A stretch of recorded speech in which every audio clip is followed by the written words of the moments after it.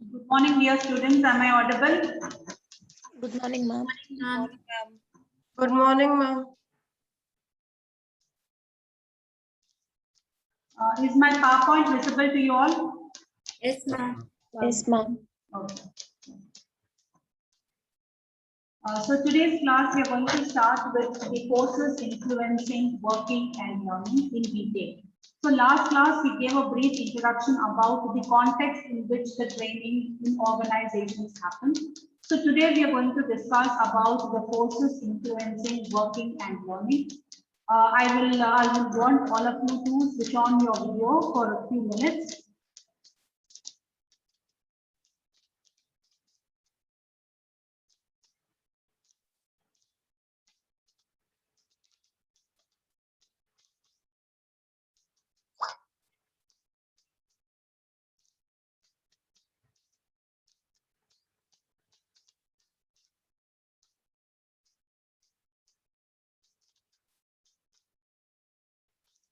So is the PowerPoint visible?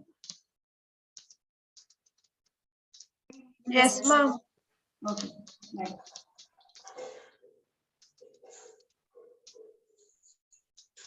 So we are going to see in today's class what are the factors that will influence our learning and working at the same time. So organizations, when they have to train their employees, the employees do not have one single task. Like if you are a student, okay, and you're doing a formal education, your only job is to learn. Whereas if you're working, you have a lot of pressure from the organization.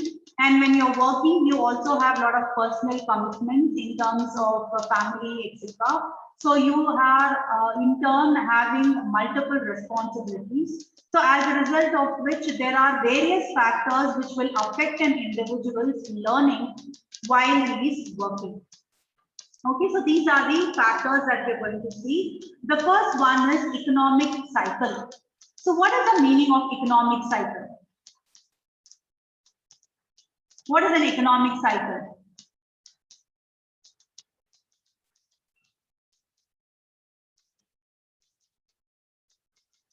Ma'am, fluctuation of economy, like Okay, fluctuation of economy or change in the economy of the country, etc. So do you think, what do you think, COVID, how has it affected the economy of our country, of the entire globe?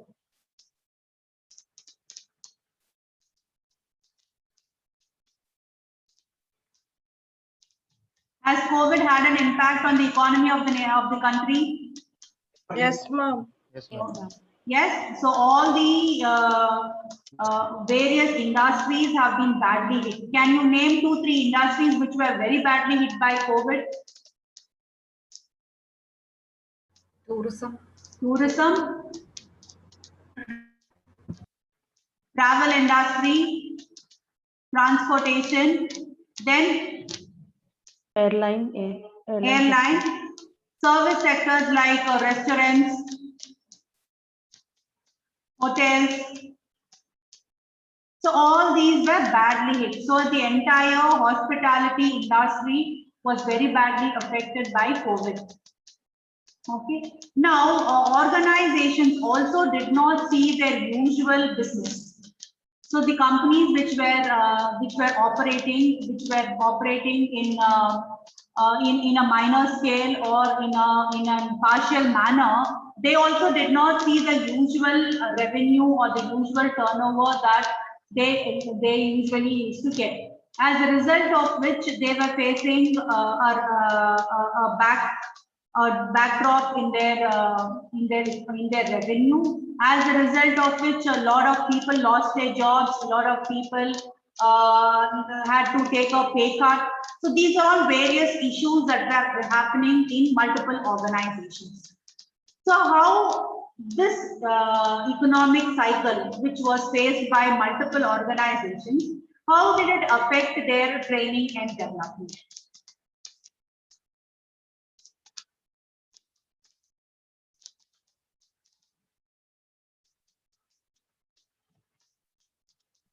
Financial impacts, so that Yeah. a proper training could not be given by experts. Okay, fine. Usually at some companies, the training and development is outsourced, so that is not possible.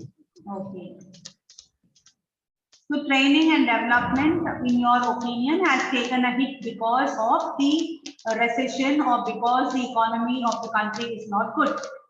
There are companies which have taken this as an opportunity. For example, there is a company called AirAsia that all of you must know. So AirAsia, they spent close to 1 lakh hours of training on their employees because as I told you earlier, tourism is one badly hit sector and airlines, as you people said, is another badly hit sector. As a result of which, you know, AirAsia is a low-cost airline and they did not have any business in the last 1 year, probably 2 months also they did not run, 1.5 years. So they had a very, very bad cycle. But companies which are progressive in nature, companies which are thinking of growing, thinking of coming out of a particular bad situation, they need to focus on their employees. They need to ensure that the time that is available now should be utilized properly. So taking this as an opportunity, AirAsia, they spent around more than 1 lakh hours of training their employees. So this is a time when they don't have work. This is a time when they are all quite free. They don't have too much of job pressure. So this is the right time to train their employees. So anytime the economy is not doing well, the company does not have good business, the organization should utilize it to train their employees and to grow the skill set of their employees. Okay, so that is how economic cycle. See, it again depends upon what kind of an organization you are. If you are a very traditional conservative company, then you are on your back foot. You say, no, right now I'm not doing well, so I'm not going to spend any single money on anything, including training. Whereas, if you are a progressive company, if you are a very, very forward-looking company or a proactive company, then whatever little time you get, opportunity you get, you use it in the right way to develop the skill set of your employees. Next, coming to globalization. Yesterday also we were discussing about globalization to some extent. All the others who are there in the class, kindly switch on your videos.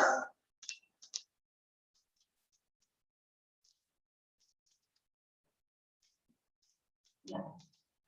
Tejaswini, can you talk about how globalization affects learning and working in organizations?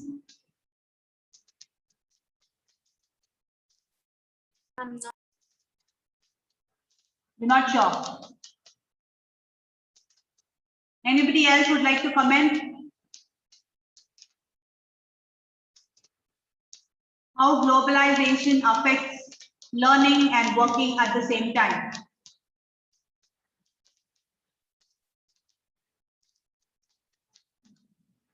See, when an employee, when you're working in a multinational company and you are required to go abroad for a period of 1 year, 2 years, etc., what kind of training should a company involve?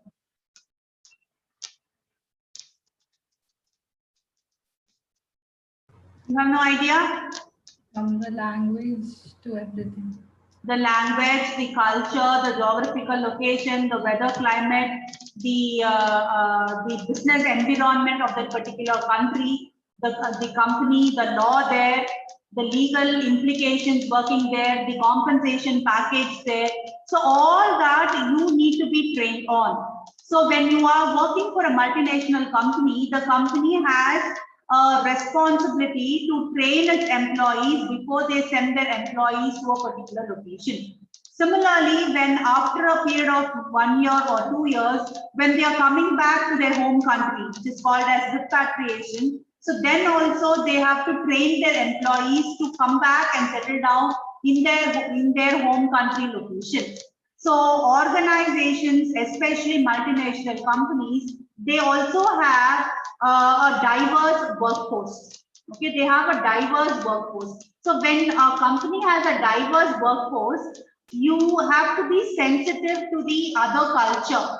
to the other people's feelings, or their own culture, their own habits, etc. So on that you need to be sensitized, which is called as cultural sensitivity. You need to be sensitized to the cultural differences which exist among people, and that kind of training becomes very, very vital or very important in a multinational organization. Also, when in globalization, if you are doing business with another country or with another organization in another country, understanding their operations, understanding their business environment, understanding their culture is very important. So whether you are going to work in another country or you are having a business dealing with another country, you need to be aware about multiple aspects of that country. So that kind of training becomes essential in the case of globalization, in the case of multinational companies. Next comes an important point: increased value placed on intangible assets and human capital. Just compare an organization which is a purely manufacturing company. Okay, compare another organization which is more people driven or skill driven, like an IT company. So take for example a company like a TCS, and take for example another company like Tata Steel. Okay, so Tata Steel and TCS, if you see their balance sheet. Okay, now what kind of assets would the Tata Steel have? What kind of assets would the TCS have?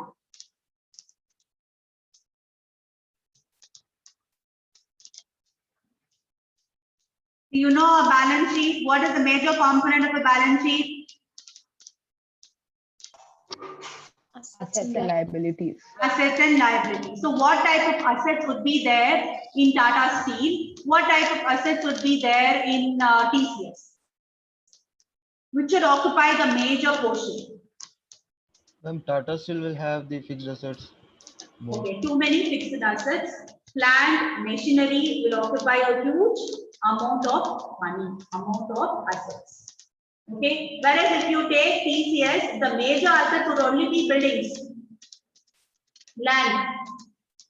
Okay, and the skill set, the technology comes from the people.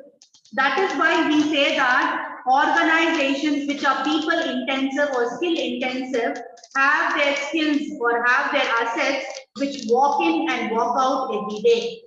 So the major asset for an IT company is not the machinery, is not the computer, is not the laptop. A laptop depreciates in 3 years.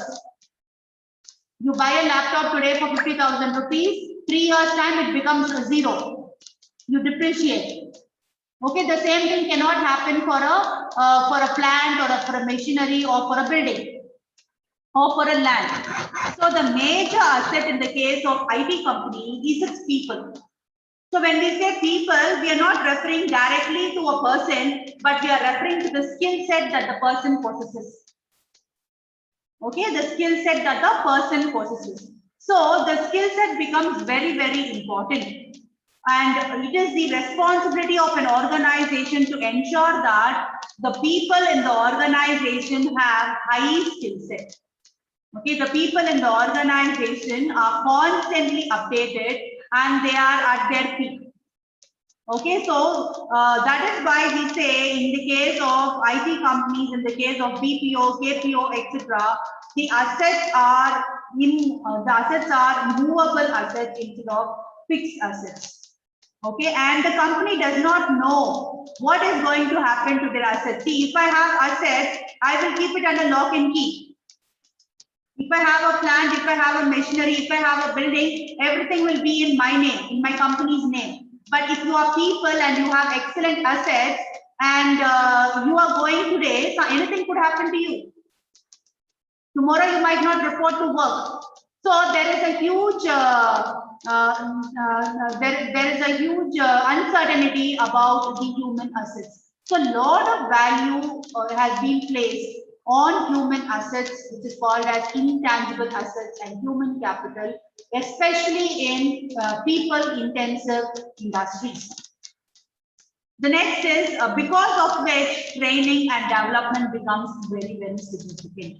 So when I understand the importance of people, when I understand that they are my major assets, then I have to constantly spend on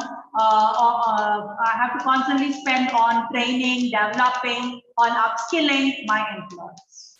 The next is focus on linking to business strategy.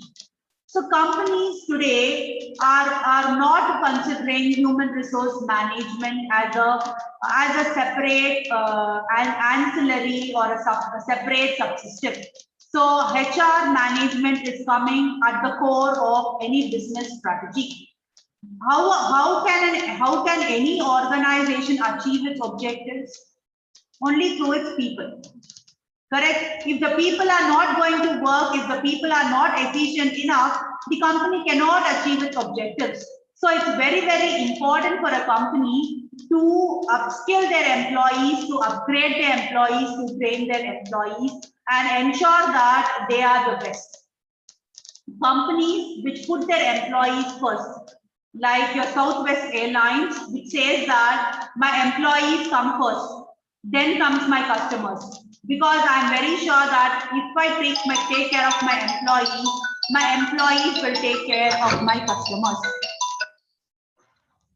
Okay, my employees will take care of my customers. So there are organizations which take care of their employees to a greater level, and such companies have always been successful. Such companies have always been efficient.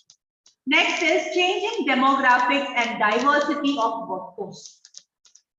What do you think has been the recent trend in organizations? What kind of demographic changes have you noticed?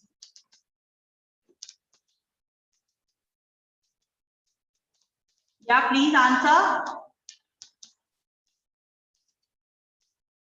So in organizations, take for example, a traditional government sector organization and a multinational company. What would be the difference that you observe in the workforce?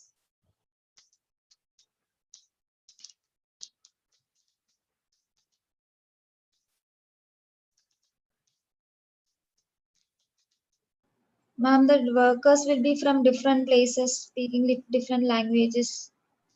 Okay. In the case of government sector, in the case of multinational company. Multinational companies. Okay. So they will belong to different countries. Okay, fine. Any other change? The way of approach will be different. Multinational companies will be more informal and more friendly. Government will be more formal and very straightforward. Okay. Okay. Ayush, you wanted to say something? Yes, ma'am. What Mary said, the same point. Okay. Fine. Anything else? Any other points? What do you think would be the average age group of a worker in a government sector and in a private sector? Government sector usually has more elderly. Yeah. So usually you will have more elderly people working there, and the youngsters or the people belonging to the youth bracket would be very less. Whereas in a private sector, you will find less than 30 will be the maximum number of people working. Okay, less than 30, less than 35, you will find more number of people working in private sector or in multinational companies. So also you will find that there are more women joining, there are more transgenders joining in multinational organizations, and you will find a very, very diverse crowd in the case of multinational companies when compared to government sector. In government sector also, if you take a country like India, you will find a diverse crowd, I have no doubt. Because people will be from different states, where each state has its own culture, has its own habits, has its own traditions, customs, etc. You will find diversity. So there is no doubt about it. But in terms of age, in terms of mindset, in terms of culture, majorly you will not find a big difference. Okay. So when you find a change in the demographics, accordingly, the company has to modify itself.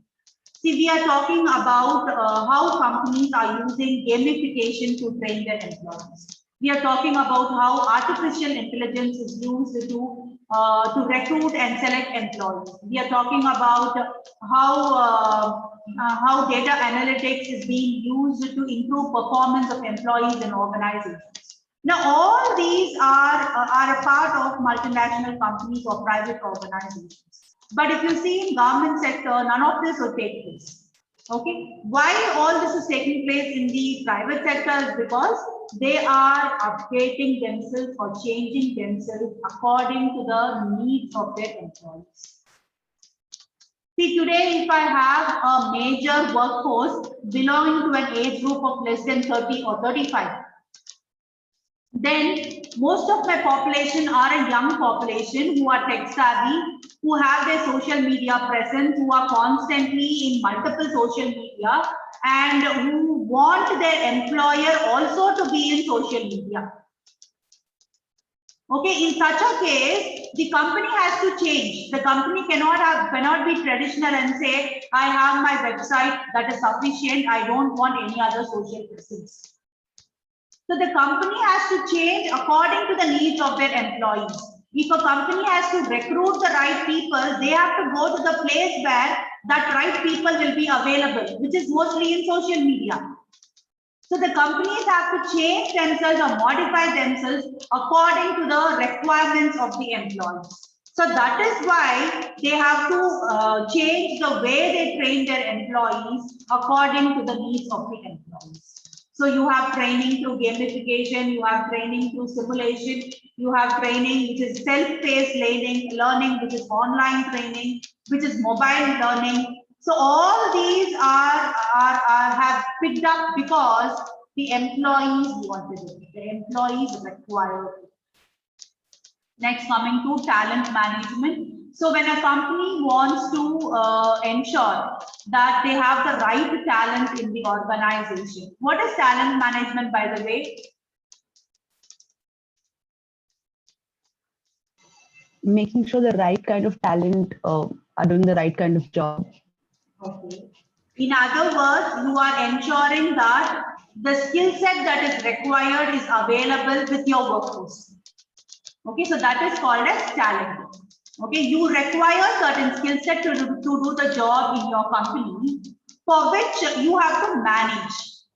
Okay, depending upon your requirement and depending upon the skill set available, you have to ensure that the employees are constantly upskilled, constantly trained, constantly provided opportunities to apply the skill that they have learned. Okay, so talent management is ensuring that we have the right talent in our company when we need it.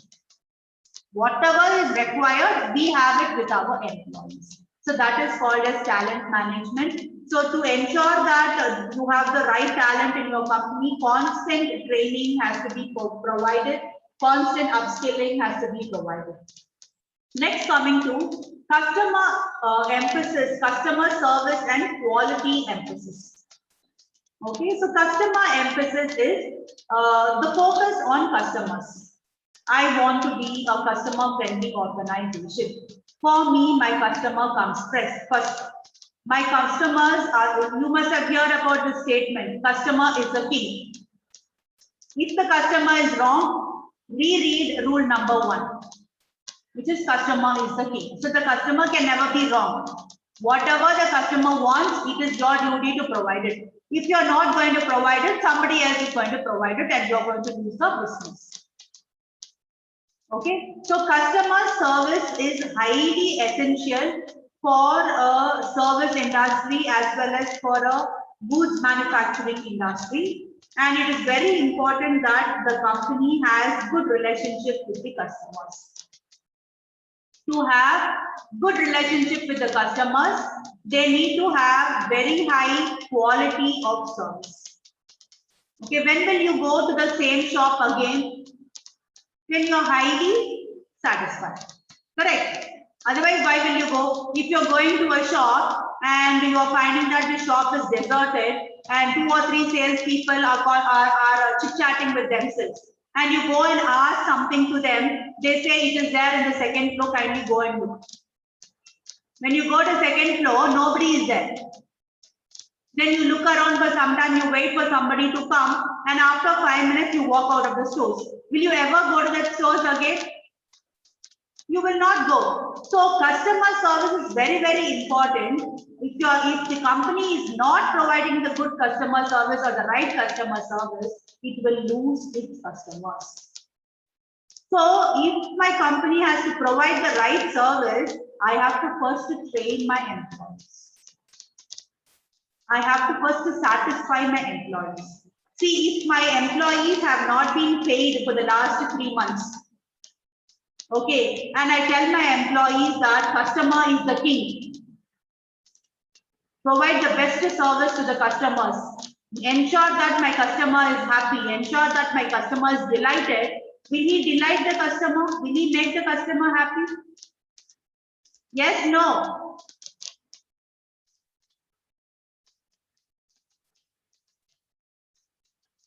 Will he make the customer happy? No. He will not make the customer happy because he himself is not got his salary for the last 3 months and he is thinking when to leave the job. When will I get another job? When will I quit this and go? So unless and until the employees are highly satisfied, the employees are really happy and they believe in the goals of the organization, they are not going to provide good customer service.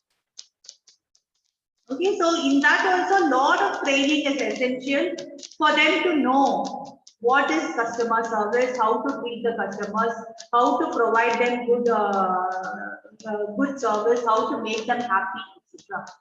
For example, you must have heard about Disneyland. Okay, so Disneyland, when they are recruiting their employees, okay, they have a 1 month tedious training program, and in this training program they give you a 800-page manual. Okay, they give you a 800-page manual, whether you are a manager, whether you are a VP HR, whether you are a VP finance, whether you are a shopkeeper in a Disneyland shop, whether you are a security person, or whether you are a person who just welcomes and says, welcome to Disneyland. Okay, whoever you might be, whether you're at the bottom, top, or the middle, all of you will be given a 800-page manual. And this 800-page manual contains in detail the policy, philosophy, the value system, the culture of Disneyland, and how they are supposed to treat their customers. In that manual, it talks about how an employee should smile, how much they should smile at an employee, at a customer. So when I say how they should smile, the width of the smile matters. So how width is the smile? Whether it is 15 centimeters or 10 centimeters or 12 centimeters. If you are shaking hand, what should be the position of your body? How much you should bend towards the customer while you are shaking his hand. When you are shaking his hand, how much the grip of the handshake should be. So in detail, each and everything is being written there, and that shows how much importance they give to their customers. How much they want to ensure that the quality of customer service is throughout the experience of a customer. Okay, so customer service becomes very important. To provide good customer service, lot of training has to be provided. Next is quality emphasis. How can you maintain quality? What is the meaning of quality, by the way?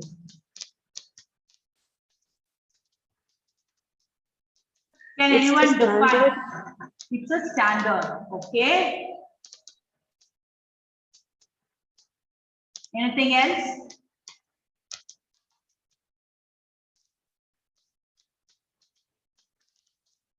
If if it conforms to certain specifications, then it is said to be of good quality. Okay, if it conforms to certain specifications, then it could be said to be of good quality. So we have lot of quality certifications at workplace. So you have an ISO certification, you might have an 5S certification, you might have a 6 Sigma certification. So you have multiple certifications like that. So anytime a company is going to go for a quality certification, lot of work needs to be done. Okay, you have to comply to lot of requirements.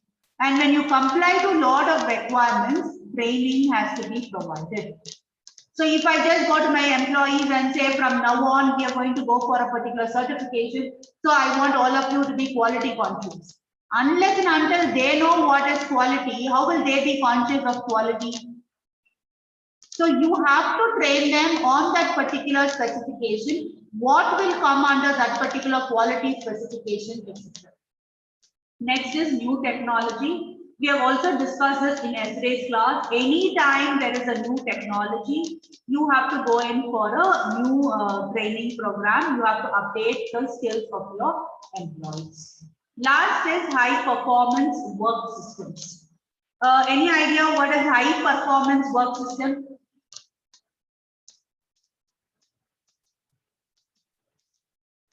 It is in short called as HPWS. It's one of the buzzwords at workplace. High performing work systems. In certain organizations, they give targets to the team, and the targets given to the team are very, very performance oriented and of high standards. So in such organizations, they have to have a good support system, and the culture should be conducive for people to perform well. So high performance work system is a combination of excellent work culture, high training provided to the employees, where they work for high performance, or they are more performance oriented in the organization. So that is called as high performance work systems. So all these are explanations. I will just touch upon a few points which I might have left. So in the case of intangible assets, what is tacit knowledge, by the way? You must have studied a brief introduction about knowledge management in your HRM. Yes, ma'am. Yeah, what is knowledge management? What is tacit knowledge?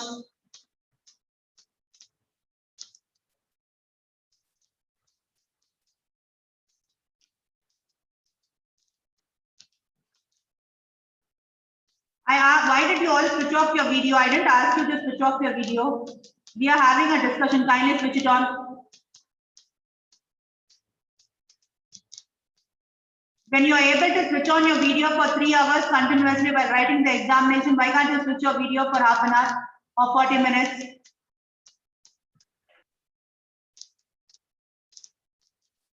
And participate. This is the class where it should be a two-way interaction. What is meant by tacit knowledge? Ma'am, knowledge that is difficult to express. Knowledge that is difficult to express. Correct. Now, where does this tacit knowledge exist?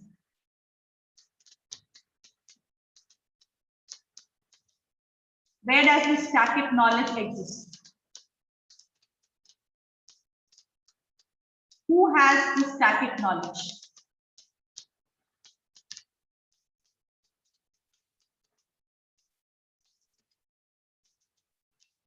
Ma'am, in written documents or something. Just now, Janani said that tacit knowledge is something which is difficult to express. So if it is in written document, then it is easily expressible, right? Ma'am, I think Ma'am, within someone's mind, in someone's experience within themselves, like Yes. their own head. Correct. Raksha is correct. See, take for example, a senior manager. Okay, take for example a senior manager who has around 25 years of experience in the corporate world. So right from the day he's joined, he's been in the same company for 25 years. He's been in marketing, okay? He's been in marketing. So he was constantly in touch with, let's say, at least some 100 and 150 customers. Customers means 150 organizations. Okay, so think about it. A person with 25 years of experience with interaction with 150 organizations, how much of knowledge he will have about the company, about the customers, about the needs of the customers. Correct? Now, will those needs of the customers be documented anywhere? For example, there is a customer, if you go to him morning 9 o'clock, he will sign or he will give you the order. Any other time you go, he will not give you the order. Now, where is that information? That information is in the mind of that particular businessman. He is not documenting it anywhere. And there might be another customer. If to that customer, the way in which you talk or the way in which you negotiate, he will give you the order. Now, where is that information? That information is in the mind of the salesperson or the manager. So that is called as static knowledge, the information. So each one of you possesses static knowledge. You might have your own strength, you might have your own effectiveness in dealing with a particular aspect. Somebody might be good in making friends, somebody might be good in networking, somebody might be good in negotiating, somebody might be good in bargaining. So it could be anything. So all these are static knowledge. Unless and until you don't document it anywhere, nobody in your organization will know about those things. And it will not be of benefit to the organization. So the employees possess tacit knowledge, which is important for the organization. So under tacit knowledge, you will have the, under human capital, you will have tacit knowledge, the educational skills, work-related knowledge, and the skill set of the particular individual. So intellectual capital is patents, copyrights, trade secrets, intellectual property. So all these will be considered as intangible assets.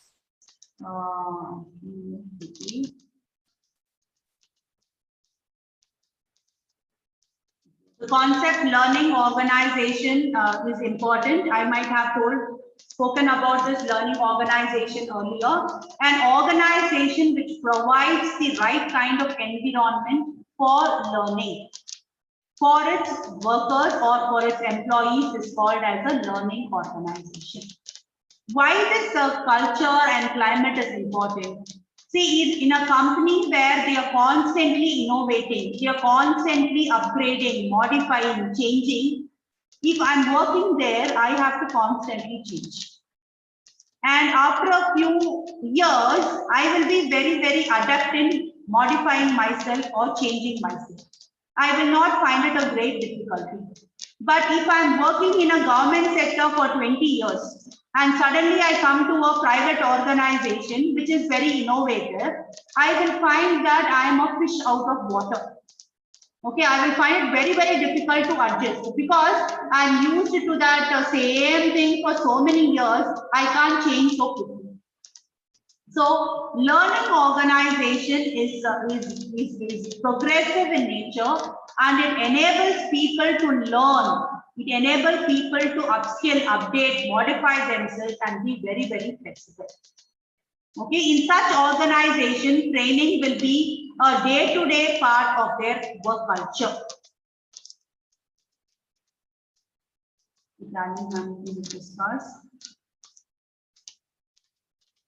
The TQM, Total Quality Management, is a tool by which they try to measure the quality in a particular organization. You can also talk about, these are various aspects.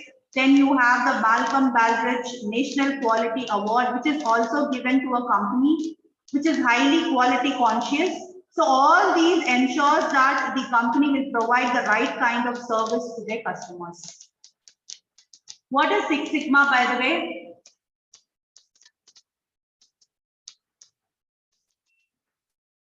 Have you heard about the term Six Sigma? Yes, no? Yes, ma'am. Yes? So what is Six Sigma?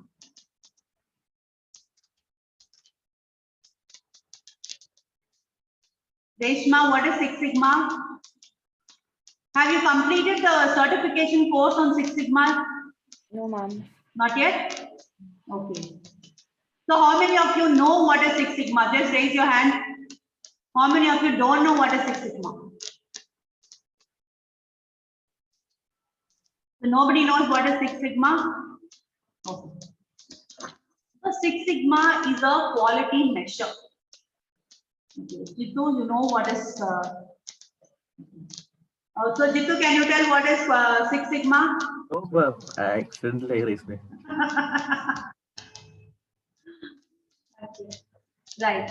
So Six Sigma is a quality measure, and in this Six Sigma, it means that 1,000 times a particular process, a particular activity, a particular event is conducted, the maximum error that can come is only 3.4.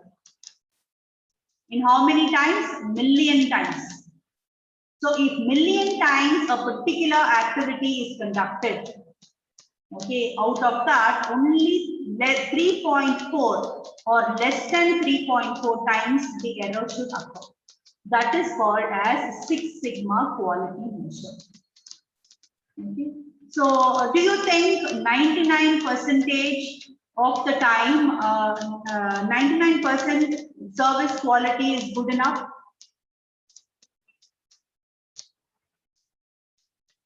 Can you get 100% service quality anywhere?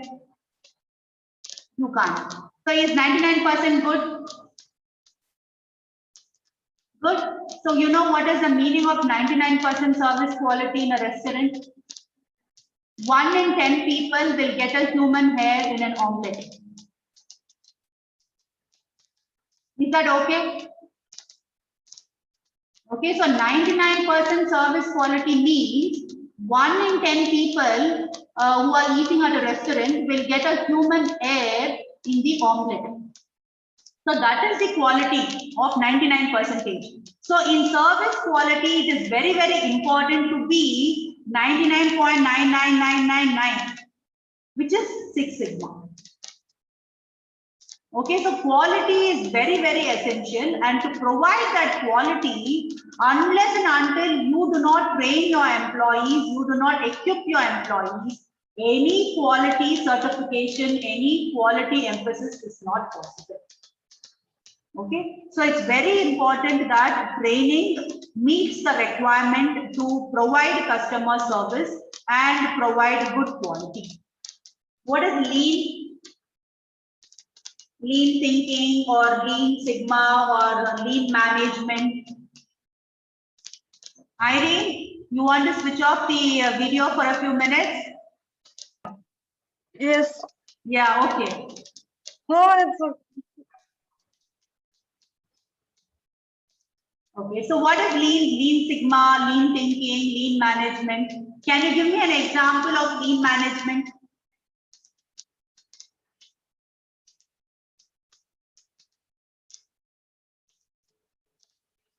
What is lean management? Which company uses lean management?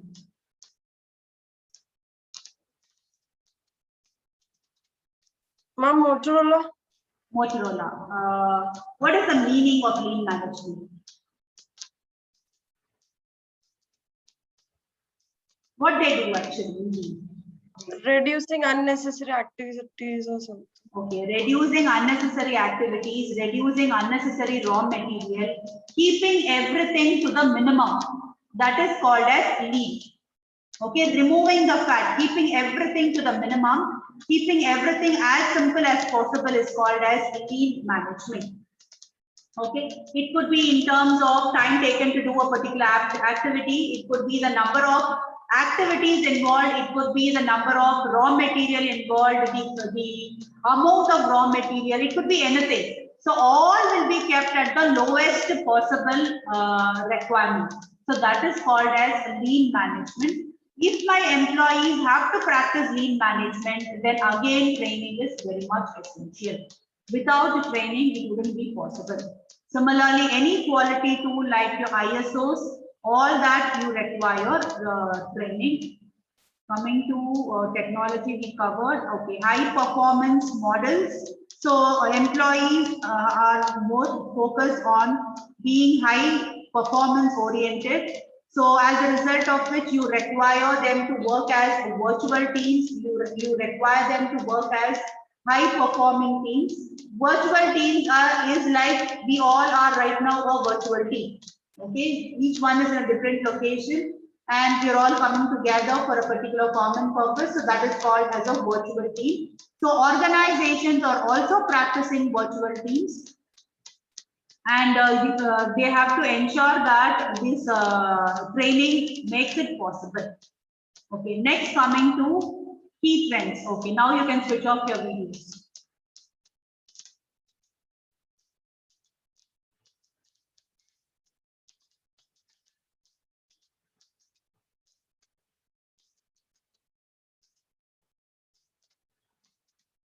So we are going to see training. What are the recent trends that have been happening in training? So one is self-paced online training or online learning. What is the meaning of self-paced?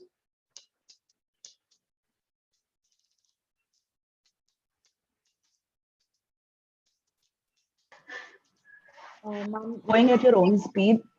Going at your own speed. So which means that if I'm going to conduct a training program for 100 people and all of them are seated in an auditorium, now each person cannot go at his own pace or at his own speed. All of them have to be together.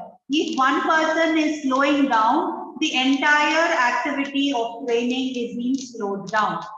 So that will pull the entire group activity down.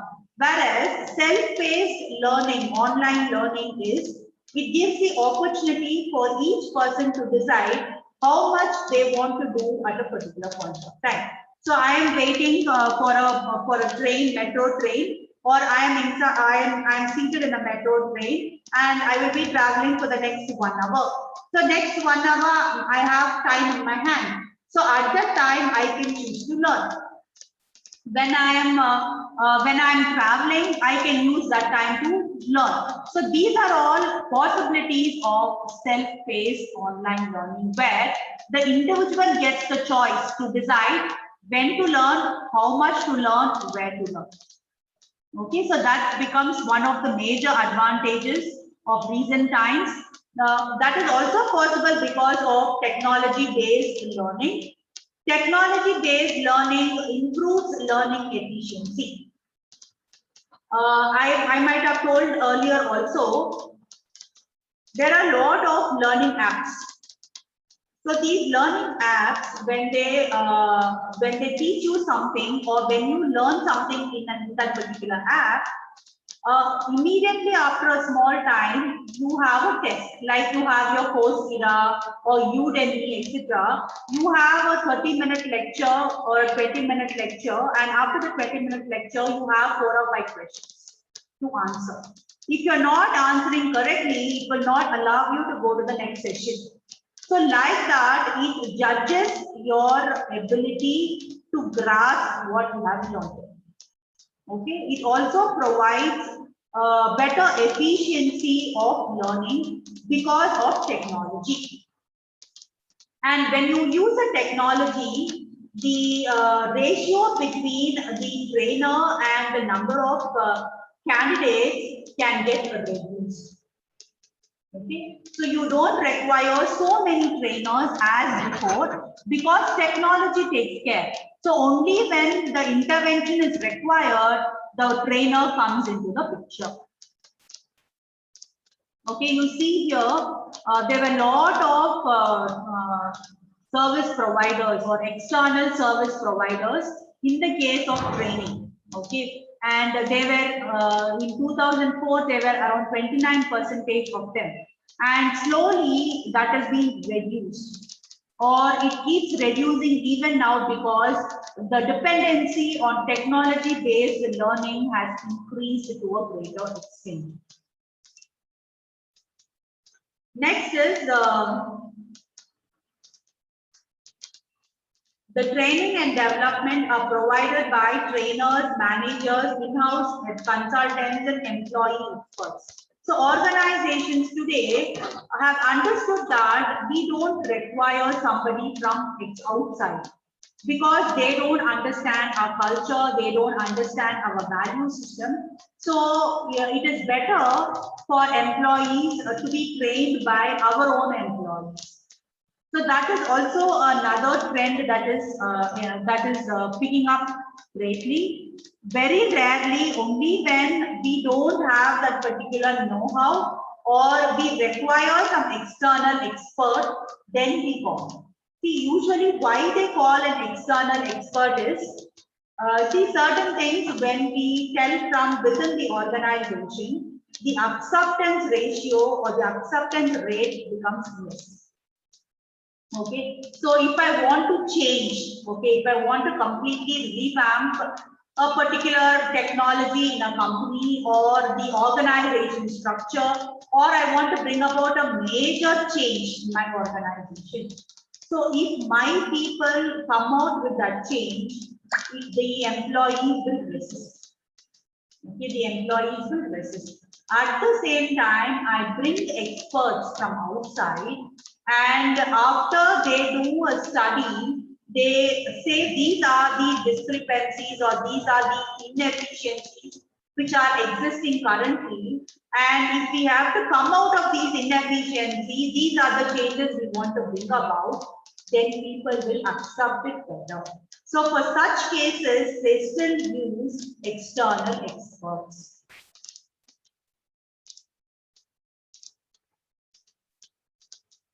So the companies might use instructional designers, instructors, technical training, or experts in instructional technology based upon what we are going to train them on. And for any training professional, he has to be constantly updated and upskilled, and he should know what is happening in the latest market or in the industry. Next, coming to comparison of best award winners and benchmark companies. See the best award winner. The amount of training received per employee is 45 hours. Okay, so this is the annual training hours. So 45 hours of training is provided to every employee in the company. And the amount that they spend on training is 3% of the total payroll. Okay, so in an annual payroll, 3% of that amount goes towards training of the employees. And in rupees, in dollars, they have given what is the cost that the company incurs per employee on training. Then they talk about how much of the total learning hours is dedicated to technology. So 39% of the entire 45 hours of training has happened because of technology. So the remaining instructor-led training or live instructor-led training becomes 70% of the total hours of training. Okay. So this is the best award-winning companies statistics. So a company which wants to benchmark itself. So you can compare your company with that of the best award-winning company and see where you are lacking, where you need to improve, how to come to the status of an award-winning company. So these are the characteristics of best award winners.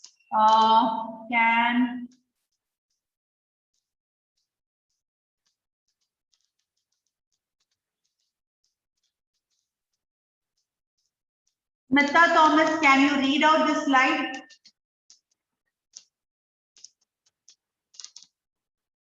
Smita, Yes, ma'am. Yes, ma'am.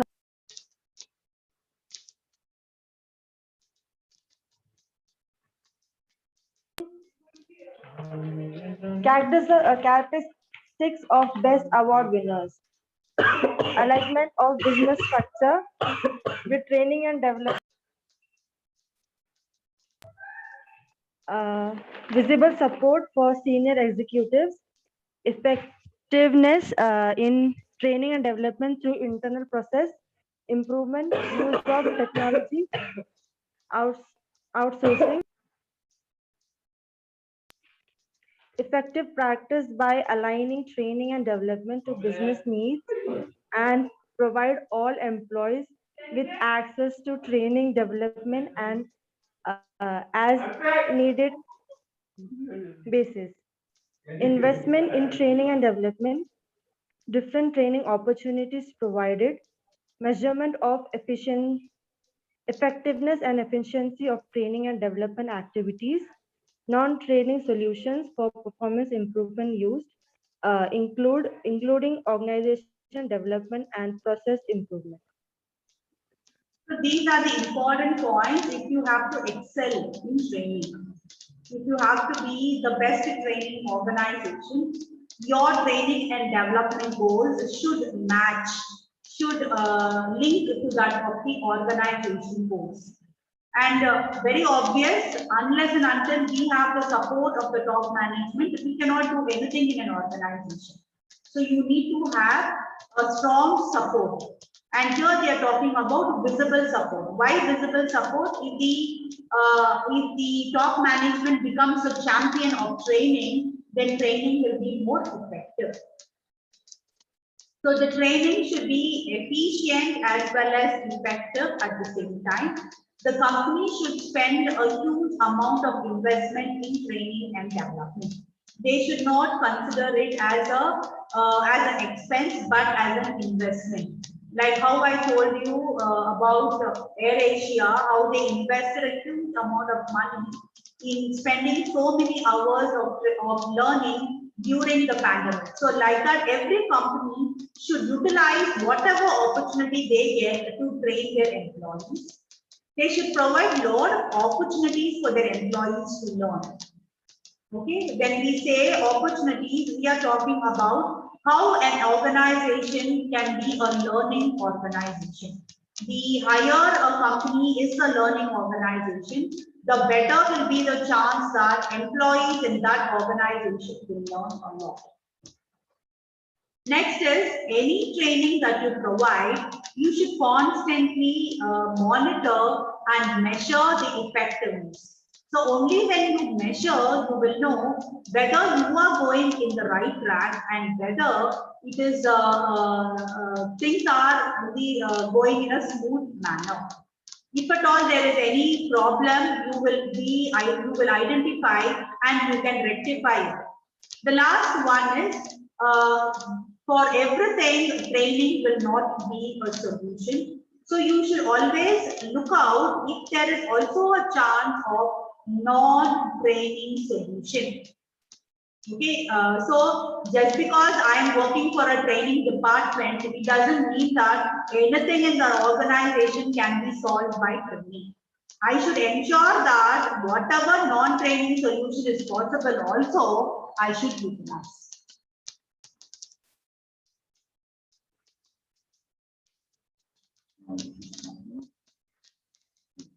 So with this, we have not completed unit 1, but we have completed a major portion of unit 1. Next, we will be talking about the training policies, the training manual, and the training budget. Okay, so probably in another one class, I will be able to complete unit 1. Okay, yeah. Is there any question that you would like to ask? Any doubts? Are you visiting the LMS? Are you going through the notes? Yes, ma'am.